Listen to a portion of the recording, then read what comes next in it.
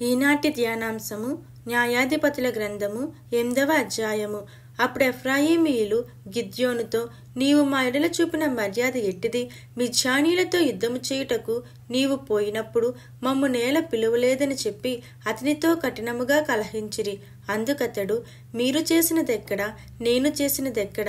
Abiezer ద్రాక్ష పండ్ల కోత కంటే ఎఫ్రాయిమీల పరిగే మంచిది కాదా?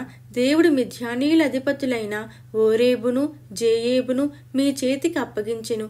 మీరు చేసినట్లు నేను చెయ్యగలనా అనెను. అతడు ఆ మాట అన్నప్పుడు అతని మీది వారి కోపము తగ్గెను. గిద్యోనును అతనితోనున్న 300 మందియును అలసటగా ఉన్నను శత్రువులను తరుముచు యొర్దాను నొద్దకు వచ్చి దాటిరి.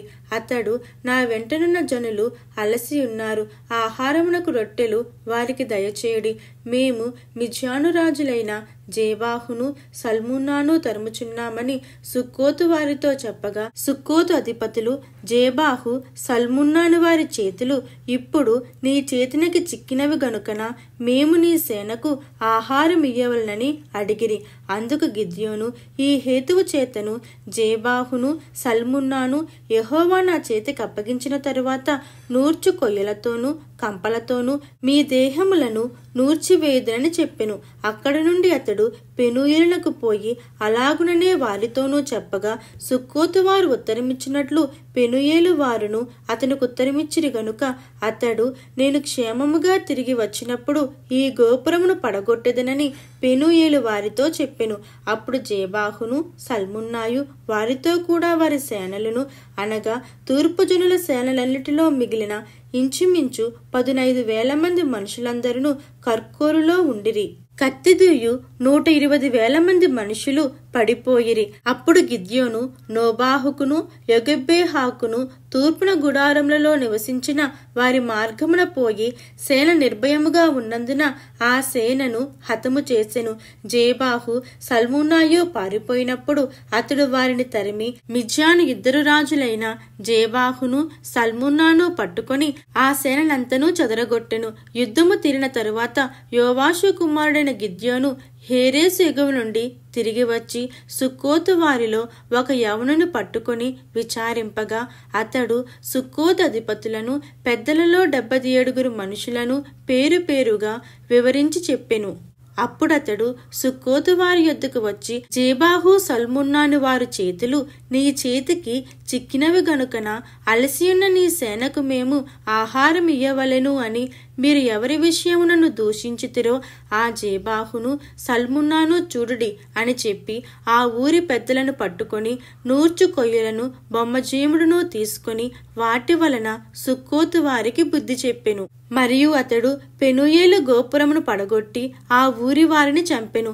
అతడు, మీరు తాబోరులో చంపిన మనుషులు ఎట్టివారని జేబాహును సల్మున్నాను అడుగగా, వారు, నీ వంటి వారే, వారందరూ రాజకుమారులను పోలియుండిరనగా అతడు, వారు నా తల్లి కుమారులు, నా సహోదరులు. మీరు వారిని బ్రతకనిచ్చిన యెడల యెహోవా జీవము తోడు మిమ్మును చంపకుందునని చెప్పి తన పెద్ద కుమారుడైన ఏతేరును చూచి, నీవు లేచి వారిని చంపుమని చెప్పెను. అతడు చిన్నవాడు గనుక భయపడి కత్తిని దుయ్యలేదు. అప్పుడు జేబాహు సల్మున్నాలు, ప్రాయము కొలది నరునికి శక్తియున్నది గనుక నీవు లేచి మా మీద పడుమని చెప్పగా, గిద్యోను లేచి జేబాహును సల్మున్నాను చంపి వారి ఒంటెల మెడల మీదనున్న చంద్రహారములను తీసుకొనెను. అప్పుడు ఇశ్రాయేలీయులు గిద్యోనుతో, నీవు మిద్యానీయుల చేతిలో నుండి మమ్మును రక్షించితివి గనుక నీవును నీ కుమారుడును నీ కుమారుని కుమారుడును మమ్మును ఏలవలనని చెప్పిరి. అందుకు గిద్యోను, నేను మిమ్మును ఏలను, నా కుమారుడును మిమ్మును ఏలరాదు, యెహోవా మిమ్మును ఏలునని చెప్పెను. మరియు గిద్యోను, మీలో ప్రతివాడు తన దోపుడు సొమ్ములోనున్న పోగులను నాకియ్యవలనని మనవి చేయుచున్నానెను. వారు ఇష్మాయేలీలు గనుక వారికి పోగులుండెను. అందుకు వారు సంతోషముగా మేము వాటినిచ్చుదమని చెప్పి ఒక బట్టను పరచి ప్రతివాడును తన దోపుడు సొమ్ములో నుండిన పోగులను దానిమీద వేసెను. మిద్యాను రాజుల వంటి మీదనున్న చంద్రహారములు కర్ణభూషణములు ధూమ్రవర్ణపు బట్టలు గాకను ఒంటెల మెడలనున్న గొలుసులు గాకను అతడు అడిగిన బంగారు పోగుల ఎత్తు 1700 తులముల బంగారము. గిద్యోను దానితో ఒక ఎఫోదును చేయించుకొని తన పట్టణమైన ఓఫ్రాలో దాన్ని ఉంచెను. కావున ఇశ్రాయేలీలందరూ అక్కడికి పోయి దానిని అనుసరించి వ్యభిచారులైరి.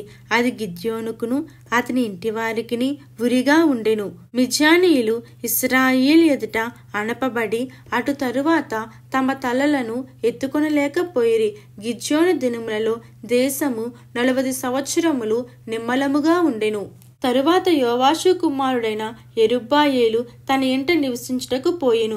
గిద్యోనుకు అనేక భార్యలున్నందున కడుపున కనిన 70 మంది కుమారులు అతని కుండిరి. షేకెములోనున్న అతని ఉపపత్నియు అతనికొక కుమారుని కనగా గిద్యోను వానికి అబీమెలెకును పేరు పెట్టెను. యోవాషు కుమారుడైన గిద్యోను మహావృద్ధుడై చనిపోయి అబీయెజ్రీల ఒఫ్రాలోనున్న తన తండ్రి అయిన యోవాషు సమాధిలో పాతిపెట్టబడెను. గిద్యోను చనిపోయిన తరువాత ఇశ్రాయేలీయులు చుట్టూ నుండి తమ శత్రువుల చేతిలో నుండి తమ్ముడు విడిపించిన తమ దేవుడైన యెహోవాను జ్ఞాపకము చేసుకొనక మరలా బయలులను అనుసరించి వ్యభిచారులై బయల్బెరీతును తమకు దేవతగా చేసుకొనిరి. మరియు వారు గిద్యోనును యెరుబ్బయలు ఇశ్రాయేలుకు చేసిన ఉపకారమంతయు మరచి అతని ఇంటి వారికి ఉపకారము చేయకపోయిరి. దేవుడి పరిశుద్ధ వాక్యం మన వినికిడిలో దీవించి ఆశీర్వదించునుగాక. ఆమేన్.